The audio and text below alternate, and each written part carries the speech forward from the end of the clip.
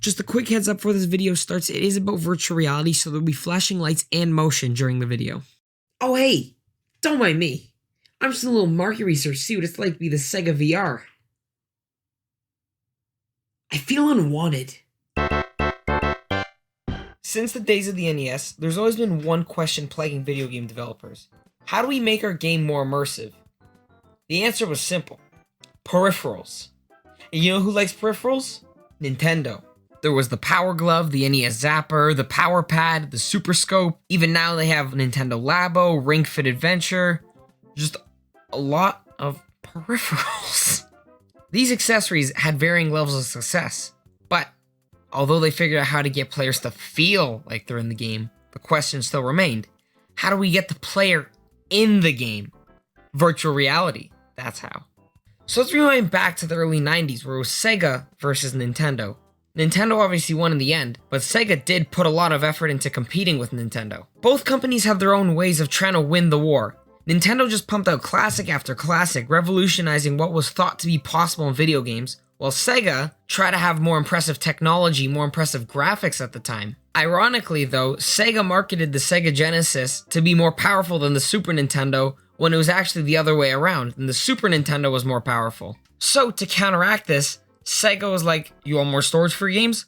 Boom. Sega CD. Oh, you want 32-bit games for your Sega Genesis? Boom. Sega 32X. But with these two add-ons, there was one more that never came to be. Sega VR. The Sega VR was first unveiled to the public at the 1993 Summer Consumers Electronics Show, boasting a slick, futuristic visor with head tracking and built-in headphones, all for $200 American. This virtual reality headset would be an add-on to the already existing Sega Genesis and would be releasing in North America that coming December of 1993. During the show, a prototype of the headset was presented to a small group of people who weren't initially amazed by the headset. Other than these claims though, the headset seemed to be on track to release soon, with games being announced alongside its unveiling. 4 games were announced alongside the Sega VR's unveiling. There were 2 shooters titled Nuclear Rush and Iron Hammer, a racing game titled Outlaw Racing, and a game titled Matrix Runner with only a single screenshot to its name. Supposedly, Matrix Runner was going to be a murder mystery game where you must explore some cyberspace to find clues. As everybody was anticipating the release of the new Sega VR headset, some bad press started coming to light. Reports were coming in that the Sega VR headset could lead to potential eye damage, and the headset was giving multiple people motion sickness. Along with these 2 claims, researchers at the Stanford Research Institute claimed that many health issues could arise from long-term usage of the headset. As December 1993 rolled around, the Sega VR was nowhere in sight. It was delayed to August 1994 due to the headset having compatibility issues with the Sega Mega Drive, the Sega Genesis of the PAL region. So then August comes around, and still there's no Sega VR, and Sega is silent on what's going on with the headset. And then after months of staying quiet, the Sega VR headset was quietly cancelled. But all this effort did not go down the drain because in 1994, Sega did release an arcade game that used the Sega VR's technology. The best part of this whole story is Sega's reason for cancelling the Sega VR. They said the headset was going to be too realistic and would make players hurt themselves because of how immersed in the game they'd be. But after Sega failed to impress with their virtual reality headset, Nintendo stepped up to the plate and did what they did best. Make something revolutionary with simple technology. And so the Virtual Boy was created. Ever since the Game Boy was released, Nintendo dominated the handheld market. And in the early 90s, Nintendo wanted to tackle what was considered at the time an untapped market: portable virtual reality. And to boot, the man who made not only the Game & Watch, but the D-pad and the Game Boy was one of the lead designers on the project. This may all sound great on paper, but the project didn't pan out as expected. The beginnings of the Virtual Boy can be seen in 1985 when a man by the name of Alan Becker made a device that reflected LED screens in order to make a display inside of a portable headset.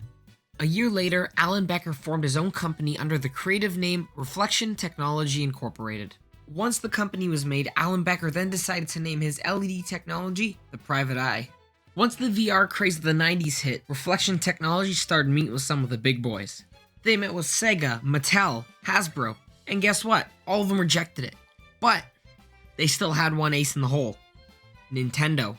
After pitching it to Nintendo, they came to an agreement. And the only reason why was because Reflection Technology was insistent that Gunpei Yokoi was in the room for that meeting. Reflection Technology did this because they knew Gunpei Yokoi loved innovative yet simple tech. Gunpei Yokoi felt that the video games industry was becoming way too concentrated. He felt that games were focusing more on having a huge spectacle and amazing graphics, and he wanted to prove that with the LED technology inside the private eye, that games could be very simple and yet consumers would still consume the game. Gunpei Yokoi is very intrigued by how the dark LED screens from the private eye could create a very dark atmosphere for the players. He felt it would be a very immersive experience and that it would keep natural light out, which would just break immersion for most players. The issue with this type of display, however, was the Virtual Boy would only be in black with red LEDs to create an image. So then August 14th, 1995 rolls around, which just so happens to be the Virtual Boy's release date. The headset was bundled with the original Mario's Tennis and launched alongside some other games such as Tellero Boxer and Galactic Pinball.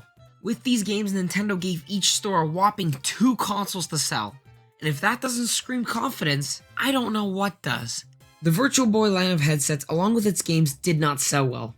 They only sold about 770,000 headsets before discontinuing the console along with all other future games in development. There are many reasons for the low sales of the Virtual Boy. Nintendo has always dominated handheld consoles because of how cheap and affordable the consoles are, along with how impressive the game library can be. One of the main problems for the Virtual Boy not selling well was for it being priced at $179 American. Comparing this to the original Game Boy, which was $90 American, there's a very large price difference.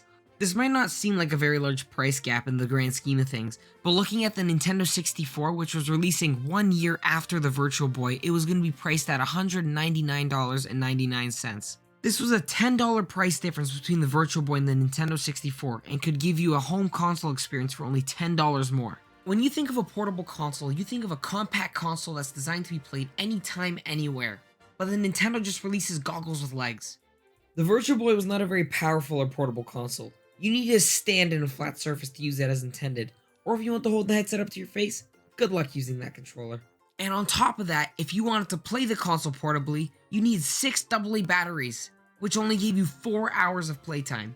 Although there are many drawbacks to the Virtual Boy, it's kinda sad to see it being discontinued. There were some pretty cool games development for it. They had a port of Donkey Kong Country 2 on the way, and they had a port of Mario Land from the Game Boy, and just many other games that didn't get to see the light of day.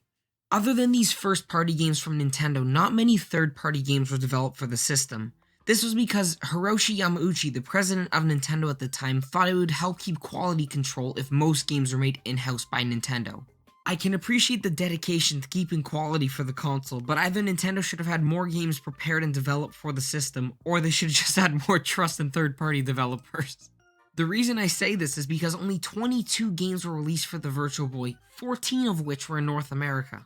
The Virtual Boy has kept its legacy as Nintendo's biggest commercial failure, and was also Gunpei Yokoi's last project he worked on at Nintendo. He was hesitant to leave at first because he felt that people would think he left Nintendo because of the Virtual Boy's failure, but he actually had planned to leave a long time ago and start his own video game company.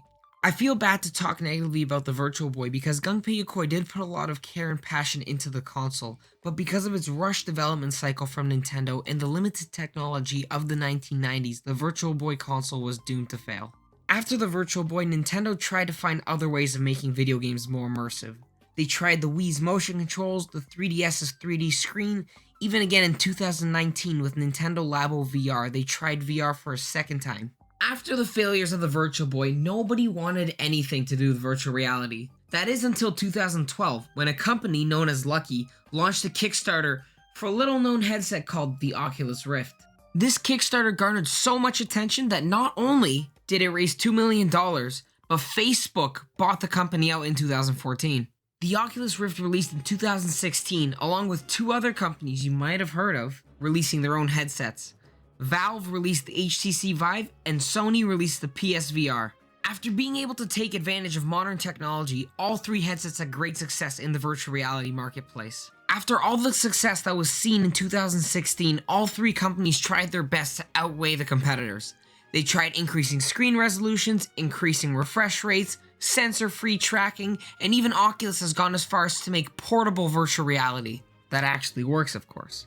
All 3 of these headsets have their own pros and cons, however.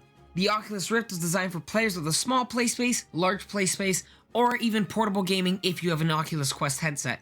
The HTC Vive was designed for players with a larger play space due to its lighthouse tracking technology, and the PlayStation VR was made for console gamers to get on virtual reality games, but is more limited just to it being on a console and due to PlayStation camera tracking not being as advanced.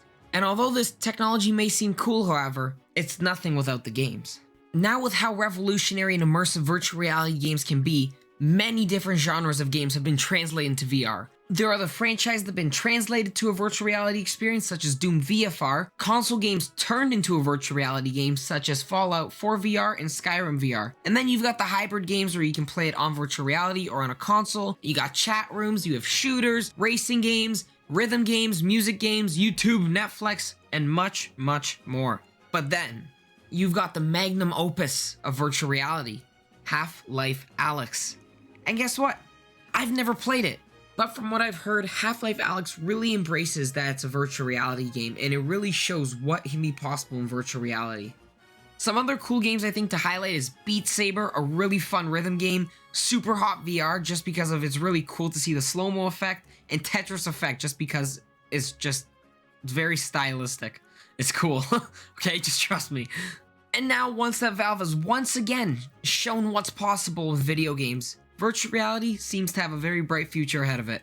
Even though modern day virtual reality isn't as interesting of a history to hear about as the Sega VR, the Virtual Boy, it's really impressive and cool to see how virtual reality has properly been realized and doesn't have to compromise for lacking technology. So after learning so much about virtual reality, you might be shocked to hear that I forgot to mention one more virtual reality headset in its history. That's right, we're talking Google Cardboard, baby!